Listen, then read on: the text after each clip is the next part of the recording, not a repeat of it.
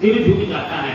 उसके पीछे कारण हम यहाँ पे हमने ध्यान नहीं दिया। तो ये विद्या सीख करके समाज में जब हम जाएंगे और लोगों को बताएंगे कि ये विज्ञान है और हम इच्छा को संतान के चिंतन चरित्र में परिवर्तन ला सकते हैं, रूप रंग आकृति में परिवर्तन ला सकते हैं, तो ये बहुत महत्वपूर्ण विज्ञान था। अब हम अपने आदरणीय अभय भैया से निवेदन करेंगे कि वो अपना दोस्तों के मार्गदर्शन करके और फिर इसके बाद उनको हम विदा करेंगे। ये क्रम सत्र चलता रहेगा। अभी शुभारंभ सत्र के बाद हमारी आदरणीय दीदी के माध्यम से पहला विचार विमर्श जब वो होगा, इसके बाद भोजनावकाश होगा, फिर इसके बाद अगले क्रम चलते रहेंगे। आदरणीय भैया।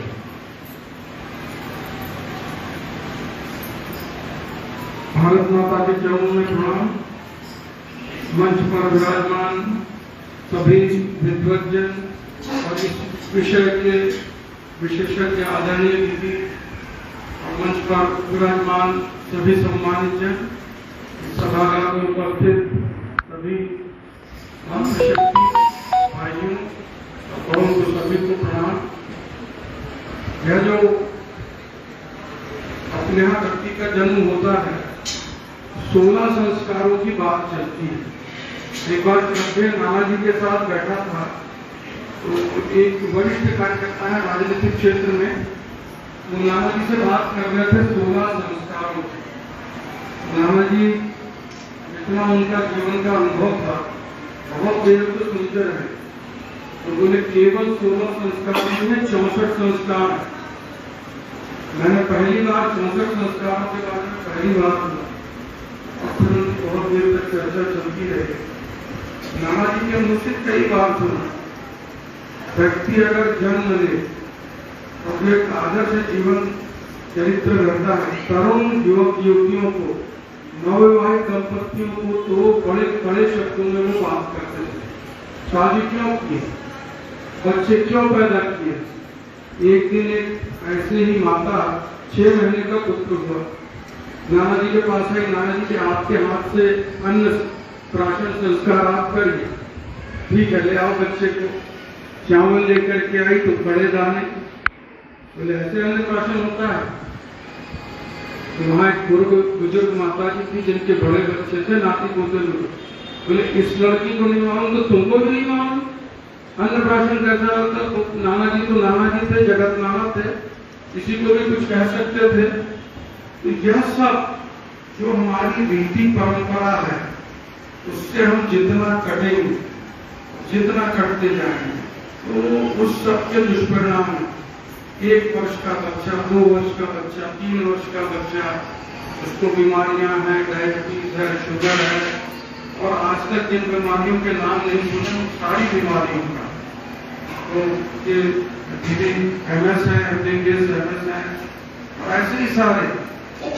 हमारे यहाँ पर जो समाज शिल्पी दंपतियों के बारे में आदरणीय रामनारायण जी ने बताया, एक बच्चा बैठा है, क्यों गर्भस्थ शिशु संस्कार कैसे कराना है, नानाजी कराते थे गांव के लोग। तो एक ही परिवार के 2 बच्चे हैं, इनके लिए गांव के सब लोगों ने संस्कार की दृष्टि से उस माता का, गर्भवती माता का संस्कार किया। बैठे बेटा बैठे बैठे बैठे। और दूसरा बच्चा है जिसका नहीं किया, उसके आचरण में, व्यवहार में, बोलचाल में बहुत परिवर्तन है। तो हमारी जितनी परंपरा है, जो हमारा परंपरागत ज्ञान है, तो वह सारा का सारा ज्ञान वैज्ञानिक आधार पर। लेकिन ये पिछले कुछ सैकड़ों वर्षों में विदेशी आक्रांताओं का आक्रमण हुआ, जो चमक भौतिकतावादी युग है, तो हर चमकीली चीज सोना होती नहीं है, लेकिन हम उसी भ्रमजाल में जी रहे हैं। जो बाहर से आया, पश्चिम से आया, जो श्रेष्ठ है, हमारा परंपरागत ज्ञान और सब बाकी जो सब दकियानुसी, मैंने अपने भारतीय परंपरा में, हिंदू परंपरा में कोई भी काम करने के लिए जाए, ऐसा करो ऐसा मत करो, ऐसा करो ऐसा मत करो। बाकी पश्चिम में जो कुछ आना है, कभी भी खाना है, पीना है, जैसे आचरण करना है, कपड़े जैसे भी पहनना है। अब आजकल बराबरी की बातचीत चल रही है, मातृशक्ति और सबके पुरुष वर्ग सब बराबर, दोनों का कार्यक्षेत्र अलग है, फील्ड अलग है। एक बाकी तो अपने यहाँ पर अपनी परंपरा में कहा ही है भारतीय परंपरा में, अपने हिंदू की परंपरा में जड़ चेतन सब में भगवान का अंश मानते हैं और उसी प्रकार से व्यवहार करते हैं। हम बहुत छोटे छोटे थे, ऐसे एक बार शाम को सब घर के लोग बाहर आने में बैठे थे, हम खड़े थे, एक पेड़ की डाली तोड़ के, पत्ते तोड़ के, दादी हमारी नाराज, क्यों तोड़ रहा हो? बेटा तकलीफ हो रही है, ये बेजान पेड़ है, वैसे कैसे बेजान है, उसमें भी जान है। अब उसकी बात दादी की ध्यान में आती, ऐसी बात करते लकड़ी लेकर के जमीन को पहुंचने लगे। पृथ्वी क्यों कर रहा फालतू के काम? तुम्हें बड़ी तकलीफ हो रही, जमीन में जान थोड़ी है, इसमें भी जान है। अपने सवेरे उठने के बाद बच्चों को बताते हैं कि हम सभी लोग बड़े छोटे, तो हम लोग कैसा करेंगे, आने वाली पीढ़ी उसका अनुसरण करेगी और उसका वैज्ञानिक आधार में हमको बताना पड़ेगा। साइंस जी ने जो हमारा परंपरागत ज्ञान है उसको वैज्ञानिक दृष्टि से आज के समय में ये जो तरुण पीढ़ी है उसके सामने उसी ढंग से रखना पड़ेगा और उसका तुलनात्मक अध्ययन और सारा ख्याल मानने होगा। धीरे धीरे फिर से हम उस परंपरा की ओर मुड़ रहे हैं। यह आने वाली पीढ़ी हमारी सुदृढ़ हो। कल का बड़ा 144 करोड़ रुपए का आंकड़ा बहुत बड़ा है, मीडिया में आप लोगों ने पढ़ा होगा। चीन से जनसंख्या में हम आगे बढ़ गए, लेकिन उस जनशक्ति का, जनसंख्या का रचनात्मक काम की दृष्टि से कैसे उसको मोड़ा जाए। श्रद्धेय नाना या परंतु के गुरुदेव हूँ, इन सबके जो विचार थे उस सबका ध्यान में रखते हुए हम सब लोग जो वरिष्ठ जन हैं या तथाकथित माता पिता, उनकी भूमिका क्या है। अधिकारों की बात बहुत होती, कर्तव्यों की बात हम लोग बिल्कुल नहीं करते। उन सारे कर्तव्यों को ही हमको सबको समझना पड़ेगा। तब जो हम तो वसुधैव कुटुंबकम की बात करते हैं, वसुधैव कुटुंबकम, पूरी दुनिया एक कुटुंब है। भारत की जो भूमिका पहले रही है विश्व गुरु से प्राप्त, पूरे दुनिया को मार्गदर्शन, तलवार की नोक पर विश्व गुरु नहीं था, अपने आचरण व्यवहार और उन्नत सामाजिक जीवन के बनता, उसको फिर से प्रतिष्ठित करना पड़ेगा। यह जो हमारे ये प्रयास है, मुझे लगता है कि बहुत उसी दिशा में प्रयास समय है। भारत का जो सूर्य उदय हो रहा है, वह सब बड़ी आशान्वित दृष्टि से भारत की ओर देख रहे हैं। इन सारे प्रयत्नों से ही सारी दुनिया को मार्गदर्शन मिलेगा। इतना ही निवेदन करते हुए मैं अपने वाणी को काम देता हूँ। भारत माता की। आदरणीय भैया ने अनुभव शेयर किया, मैं भी एक अनुभव ही बताता हूँ। यहाँ ग्रामोदय विश्वविद्यालय में एक प्रोफेसर थी, डॉक्टर सरोज गुप्ता की। उनके बच्चे का, 2 बच्चे, एक बच्चे का पूरे संस्कार में, संयोग से मैं उनके अधिकार क्षेत्र में पीएचडी कर रहा था, तो मुझे अवसर मिला उनके सारे संस्कारों का, गर्भस्थ शिशु से लेकर पैदा होकर नामकरण से लेकर के सारे संस्कार जितने बड़े होने तक में था विद्यारंभ तक। और वो बच्चा, उसका नाम भी ऋषि था और वास्तव में वो ऋषि जैसा सुंदर, ज्ञानवान, विद्वान, शीलवान और फर्स्ट अटेम्प्ट में IIT में प्रथम स्थान प्राप्त किया। आज बड़ी सर्विस में है। आज भी उसकी भावना वही है कि सबसे गरीब कोई बच्ची हो उससे मैं शादी करूँगा, पैसा है उसके लिए लेना है उसको किसी भी कीमत में। तो और वहीं दूसरा बच्चा जो हुआ उसके संस्कार नहीं हो पाए थे, वो दूसरी जाएगा बिल्कुल अंतर। तो इन संस्कारों का प्रभाव को प्रत्यक्ष देखा जा सकता है। वही प्रयोग, वही परीक्षण स्लाइड प्रोजेक्टर के माध्यम से हम लोग देखेंगे वैज्ञानिक तरीके से, तो लगेगा कि हमारा देश, हमारा विज्ञान कितना उन्नत था, हमारी संस्कृति की मान्यताएं कितनी वैज्ञानिक थी, कोई कपोल कल्पित नहीं थी। हम लोग उन्हीं ज्ञान विज्ञान को पुनः अपने जीवन में धारण करके, जैसे गुरुदेव ने कहा था, वो दोनों प्राचीन से उठे सूरज की आवाज, अपना देश बनेगा सारी दुनिया का सरकार। जब हम लोग 60 वर्ष पहले आए होंगे तो लगता नहीं था, पर आज दुनिया में भारत सरकार बनता चला जा रहा है, सारी दुनिया स्वीकार करती चली जाएगी। हमारी जो बढ़ी हुई जनसंख्या है ये हमारे लिए रत्न का काम करेगी और विश्व के लिए प्रेरक की भूमिका निभाएगी। आदरणीय दीदी को अवधि क्रम को यथाक्रम चलाने के लिए हमारे समाज कल्याण अधिकारी यहाँ विराजमान है आदरणीय भदौरिया जी, तो भैया का निवेदन है, हमने सोचा कि जल्दी से मैंने बात किया था। आप जिले भर के समाज कल्याण अधिकारी हैं और ये वास्तव में समाज कल्याण का काम है।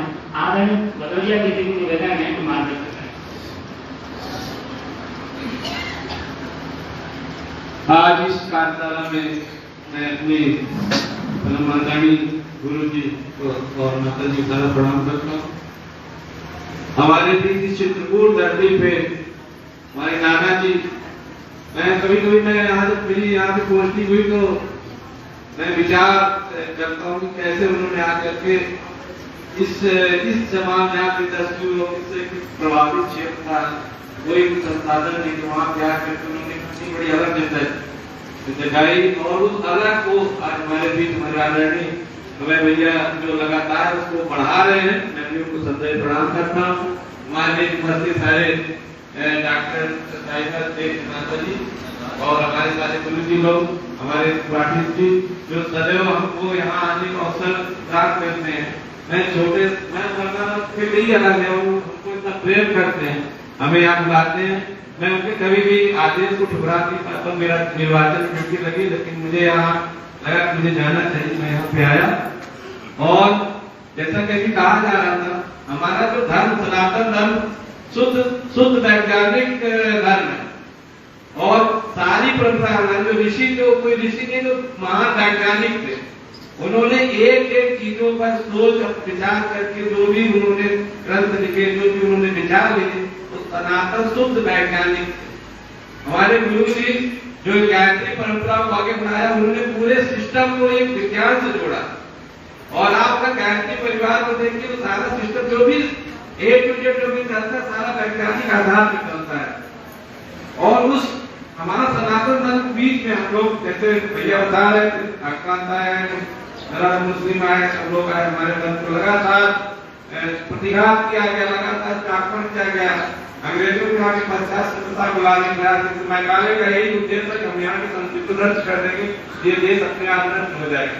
लेकिन कहीं न कहीं हमारे अंदर वो शक्तियां थी, इसलिए लगातार प्रयास और आघात के बावजूद सुरक्षा में सलामत है और आगे बढ़ रहे हैं।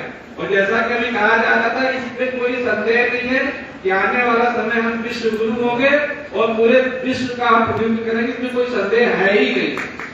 तो हम सभी लोग ज्यादा हमारे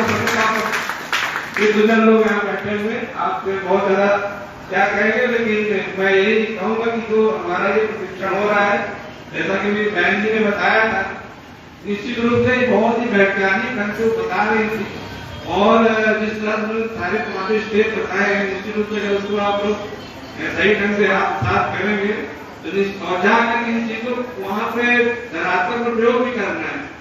जैसे कि हम लोग सरकारी नौकरी करते थे, हम लोग जो चीजें वहां से आती है, हम लोग उसको सही ढंग से प्रयोग करके सही ढंग से उसको धरातल पर न लाए तो उसका योजनाओं को मतलब नहीं रहता है। इसी प्रकार इस प्रशिक्षण को आप लोग यहाँ पे लेने के बाद इसको जाकर प्रयोगिक रूप में इसका प्रयोग भी करेंगे और लोगों को इससे लाभान्वित करेंगे। इसी आशा के साथ मैं अपनी वाणी दिखा देता हूँ। 2 मिनट हम अपनी उप जोन समन्वयक भाव संस्कार मंत्री आदरणीय बहसुदा जी को भी आमंत्रित करते हैं, तो संबोधन करेंगे, क्योंकि इस उप जोन स्तर के समन्वय ये है। तो 2 शब्द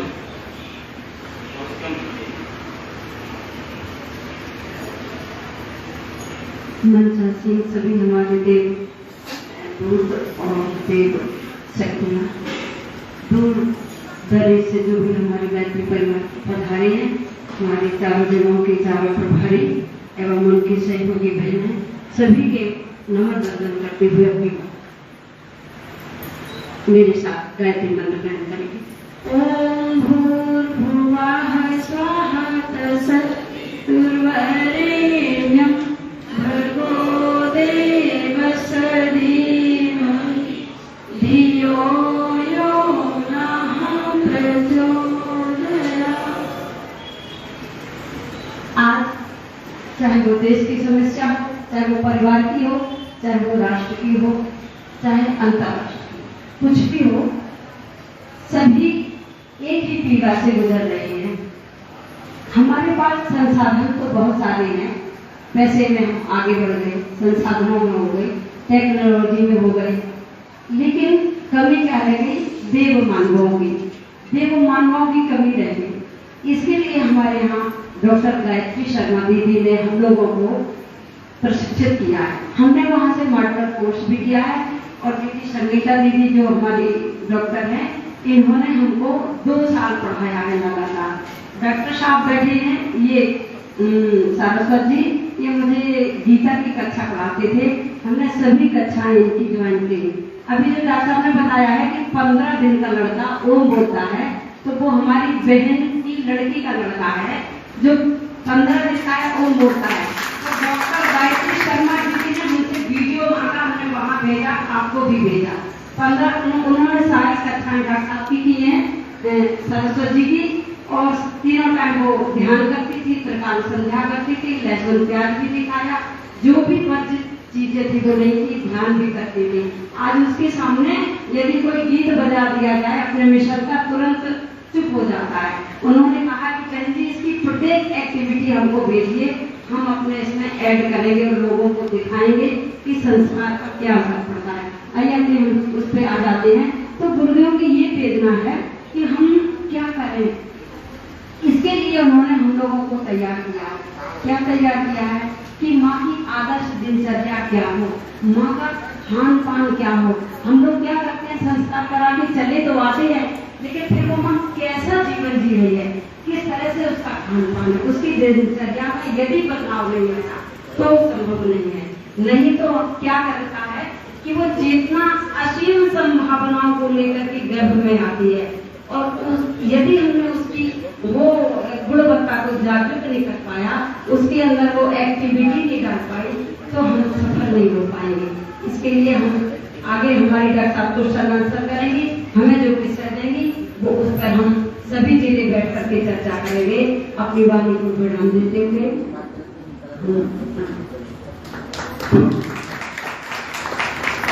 अभी एक वीडियो वायरल हुआ था जिसमें यह रहा था कि एक बच्चे की माँ पूरे टाइम तक मोबाइल देखती रही, तो जब बच्चा पैदा हुआ तो वो रोता था, मोबाइल दे दिया जाए तो शांत हो जाता।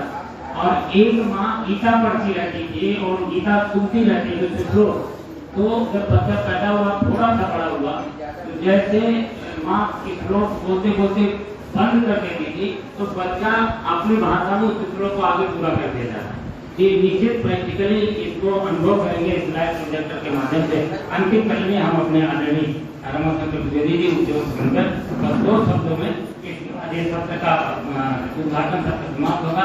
हमारे बीच में कुटुंब प्रबोधन राष्ट्रीय स्वयंसेवक संघ की ओर से आदरणीय श्री अशोक द्विवेदी जी भी विराजमान है, उनका भी अभिनंदन कर रहे हैं, और उनके भी कुटुंब प्रबोधन के लोग इसमें सहभागिता करके ये ज्ञान प्राप्त करके जाएंगे।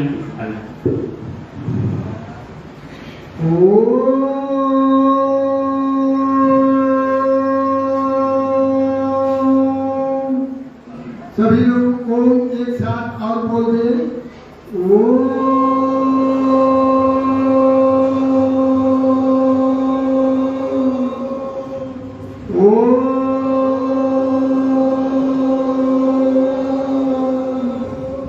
शक्ति स्वरूपा माताएं देवकुल भाई, आदरणीय मंत्री डॉक्टर सारस्वत मिश्र, डॉक्टर संगीता सारस्वत, हमारी मुलाकात को संजोग बड़ा अच्छा था। मैं वीरेंद्र तिवारी जी की टोली के साथ सुगरागंज कानपुर में विचरण करने के लिए गया था, तो इस मामले में सौभाग्यशाली था कि दीदी जी के द्वारा बनाया हुआ भोजन भी मेरे को माता की स्नेह के साथ प्राप्त हुआ। तो हम तो जब सुने कि आए हैं बड़ी प्रसन्नता हुई। तो ये भाग्य की बात है, इसको बहुत ही उच्च स्तर से सोचना और समझना है, क्योंकि यह से पूछते रमते तत्व देवता। आप जो भी प्रशिक्षण मिल रहा है डॉक्टर संगीता सारस्वत एवं उनके किए गए क्रियाकलाप एवं आप प्रोजेक्ट द्वारा वीडियो देखेंगे हम लोग को कई प्रशिक्षण दे चुके हैं। तो ये चित्रकूट में गायत्री तपोभूमि के अंतर्गत कांतानाथ की छाया में कल जब इनका आगमन हुआ तो बड़ा आनंद आया कि अमावस्या के दिन बिना सोचे समझे आप उपस्थित हुए। तो बिना सोचे समझे आप लोग भी यहाँ जो लोग उपस्थित हुए हैं, आप सब लोग वास्तव में भाग्यवान हैं। और आए हुए बहनों को और आए हुए देवतुल्य भाइयों को, मातृसत्ता दीदी लोगों को और आदरणीय मंच को मैं अपने चित्रकूट गायत्री शक्तिपीठ के अंतर्गत रहते हुए आप सब लोगों का अभिवादन, वंदन, नमन, स्वागत, जोरदार तालियों द्वारा आप सब लोगों का स्वागत करें। हमारा मंच गर्व से आपको प्रशिक्षण दे और यह गर्व आपके हृदय में स्पष्ट रूप से विद्यमान हो जाए।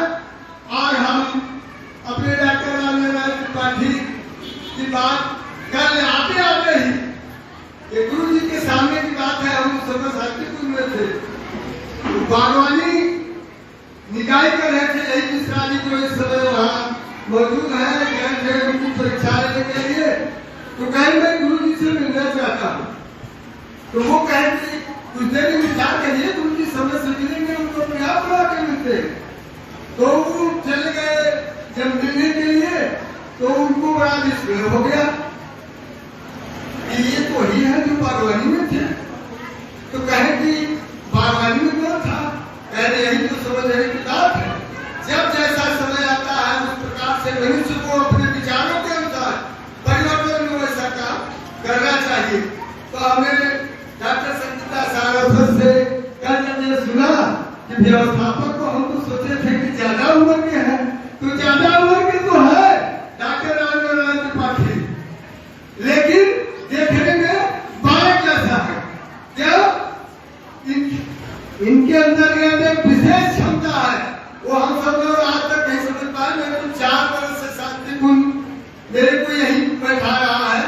एक भैया आए थे फिर हमसे लेकर, तो मैं तो इनके साथ हर समय बैठ करके विचार विमर्श करता हूँ। शरीर से हाथ बांधते हैं, कर्म से स्थूल सूक्ष्म सारण के स्थूल सूक्ष्म कारण के द्वारा बहिनी ने अभी बताया है। तो ये स्थूल सूक्ष्म और कारण तीनों में रहते हैं। अब समझने के समय में क्या समझ में आएगा, ये अपार खुशी की बात है। मैं पुनः आप सब लोग आए हुए अतिथियों का और आए हुए प्रशिक्षार्थियों का हार्दिक स्नेह, अभिवादन, वंदन, नमन और स्वागत करता हूँ। जय मां, जय गुरु। अब अगले कर्म के लिए हम आदरणीय अपनी दीदी को निवेदन करेंगे कि जो कर्म देता है यथावत अपनी कक्षा को प्रारंभ करेंगे। और हम अतिथियों से निवेदन करेंगे क्योंकि हमारे आदरणीय भैया को भी जाना था और समाज कल्याण अधिकारी भगरिया जी को चुनाव में ड्यूटी ही है, उनको भी जाना था। तो थोड़ा सा जलपान ये भी समय है तो सुनने लायक है।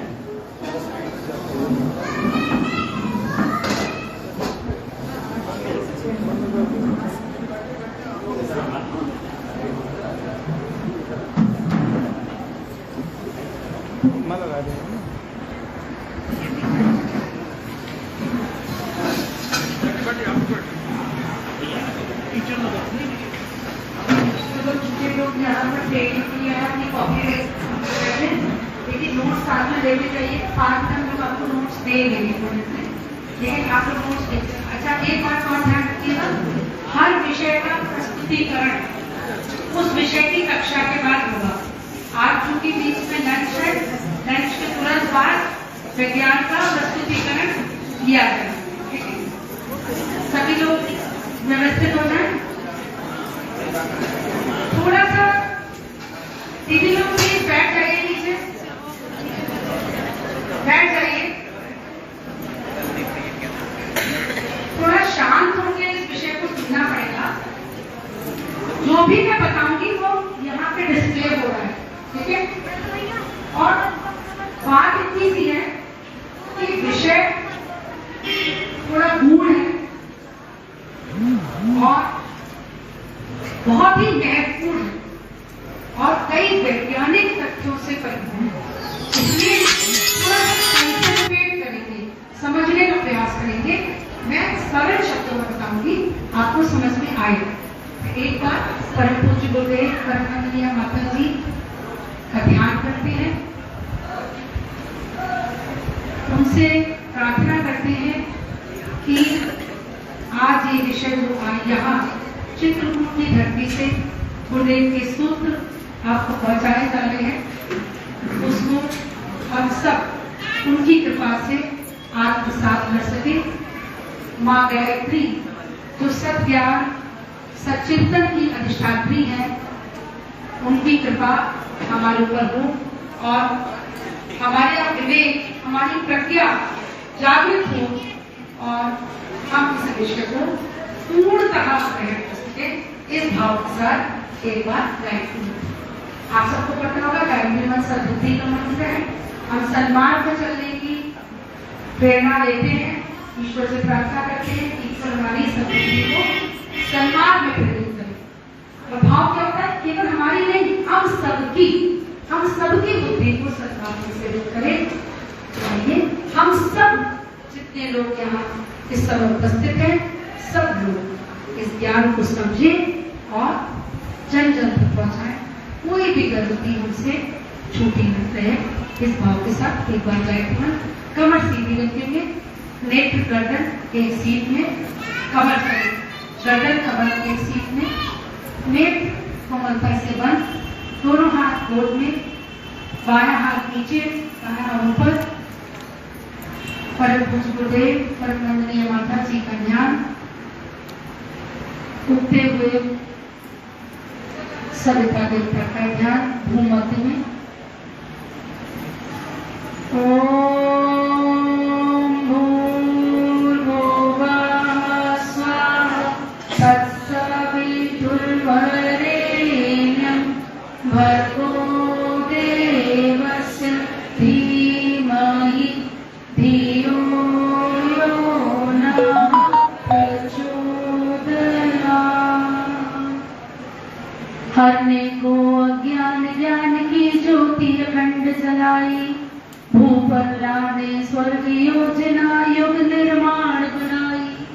ज्ञान यज्ञ के लिए समर्पित जिनका जीवन सारा, उन सद्गुरु श्री राम चरण में नम्र प्रणाम हमारा, नम्र प्रणाम हमारा। आप लोग सभी डिस्कस किया कि परम पूज्य गुरुदेव ने युग निर्माण का संकल्प लिया। युग निर्माण का संकल्प लेकर के वो अवतरित हुए, अवतार ही सकता है, वो एक लक्ष्य लेकर के धरती पर आए। लक्ष्य कोई छोटा मोटा नहीं था कि कोई शहर का निर्माण करना है, कोई बिल्डिंग का निर्माण करना है। समस्त युग का निर्माण, यानी कि हर चेतना के अंदर देवत्व का जागरण। हर किसी के मस्तिष्क को कहते हैं, सब क्यों उल्टी दिशा में जो चल रहे हैं उनको उलट करके मैं सीधा चलूंगा, ये वो कहते हैं। यानी कि हमारे अंदर जो देवत्व है उसको हमको उभारना है।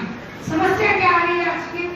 आज हर व्यक्ति के अंदर अच्छा भी है, बुरा भी। जब भगवान राम आए थे तो उनको केवल एक रावण से लड़ना था। तो क्या हुआ? एक रावण था, 11 वर्ष या अच्छे से बीते। उसके बाद वो आगे गए, छोटी में जब सीता माता का हुआ तब जाकर के वो रावण से उनका सीधा सीधा संग्राम हुआ। जब भगवान कृष्ण आए तो उनको कई सारे असुरों को समाप्त करना पड़ा। जन्म से शुरू हो गया, पूतना की, शिशुपाल था, कंस था, बहुत सारे, मतलब उनका कार्य क्षेत्र बढ़ गया। भगवान बुद्ध आए तो उनका कार्य क्षेत्र थोड़ा और बढ़ गया। साउथ ईस्ट एशिया पूरा, चाइना तक पूरा, जापान तक पूरा बढ़ गया। तो मतलब इंडिया की बाउंड्रीज क्रॉस। अब गुरुदेव के लिए समय बहुत बड़ी एक समस्या थी। हर के अंदर एक देवासुर संग्राम चल रहा है। हमारे अंदर आसुरी प्रवृत्तियां भी है और देवभक्ति है। अब गुरुदेव को तो हर के अंदर देवता का जागरण करना है। उनका कार्य जो है वो बहुत बड़ा है, इसलिए उनकी शक्तियां भी बड़ी है। लेकिन उन्होंने हमको क्या कहा है? अपना अंश अवयव है ना, अपने हमको शिष्य बेटा तो कहा ही है, लेकिन अंग अवयव ऐसा किसी को नहीं था, किसी भगवान ने नहीं था। तो हमको अब ये बहुत बड़ी जिम्मेदारी है कि हम उनके अंग अवयव बन करके कार्य करें और उनकी बात को समझे। तो जो बात है युग निर्माण की, मनुष्य में देवत्व होने की, तो आपको समझना होगा कि आप खड़े है ना। एक स्पेक्ट्रम होता है केमिस्ट्री में, जिसने पढ़ा होगा, स्पेक्ट्रम बनता है ना। जैसे आप रेनबो के कलर जानते हैं, होता है विविडो, वायलेट से शुरू होता है, वायलेट, इंडिगो, ब्लू और लास्ट में आता है रेड। तो ये जो स्पेक्ट्रम है उसमें आज अगर हम आम मनुष्य को देखें तो क्या कर रहा है, मैं और मेरा परिवार, बस मैं अपने को देख लूं, परिवार को देख लूं, नौकरी कर लूं, कमा लूं, बच्चों को पढ़ा लिखा लूं, इतना काम पशु भी कर सकता है। अपने परिवार का भरण पोषण तो पशु भी कर सकता है। तो क्या हो गया ये पशुवत जीवन। और इसके बाद जो पशु भी नहीं करते वो आज मनुष्य कर रहा है। जैसे चाहे दुष्कर्म की घटनाएं हैं, चाहे बैंक लूटी जा रही है, चोरी हो रही है, कुछ भी हो रहा है, धोखाधड़ी, मतलब इतने इतने खराब काम। जैसे दीदी ने कहा कि जो आज प्रॉब्लम्स हम दिखाई दे रही हैं सारी, वो क्या है, तो निकृष्ट चिंतन, हमारा दूषित विचार। क्यों हम इतना गंदा सोच पाते हैं कि अपना भला करने के उद्देश्य के साथ साथ दूसरे का बुरा कर रहे हैं। तो ये तो पिशाची प्रवृत्ति हो गई, ऐसा पशु भी नहीं करता। आप देखिए गाय कैसी वीडियोस भी आपने देखे होंगे कि जिनके घर में गाय होंगे, तो ग्रामीण क्षेत्र है कि घर में कोई बीमार हो जाए, कोई शोक हो जाए, किसी की मृत्यु हो जाए, तो गाय भोजन नहीं खाएगी। तो कितना संवेदना उसके अंदर है, तो वो संवेदना का खत्म हो जा रही है। लेकिन दूसरी तरफ अगर हम देखें कि अगर बालक को शिक्षा दी जाए, गर्भ से ट्रेनिंग दी जाए, तो वो महामानव बन सकता है। जैसे अभिमन्यु ने ज्ञान दिया, जैसे परम पूज्य गुरुदेव बने, जैसे रामकृष्ण परमहंस थे, विवेकानंद थे, और भी ऐसे लोग हैं। आज हम देखते हैं हमारे प्रधानमंत्री, क्या उनमें देवत्व की कमी है? चाहे हमारे प्रेसिडेंट जो रह चुके अब्दुल कलाम, वो गीता का पाठ करते थे। तो देवत्व जो है वो हमारी अंदर की सुप्त शक्तियां हैं, भूतियां हैं, जिनके बारे में अनभिज्ञ है और उनको हमको जागृत करना। तो ये जो बिना है वो आज हम आधुनिक विज्ञान और प्राचीन ज्ञान के समन्वय से आज तक पहुंचाए।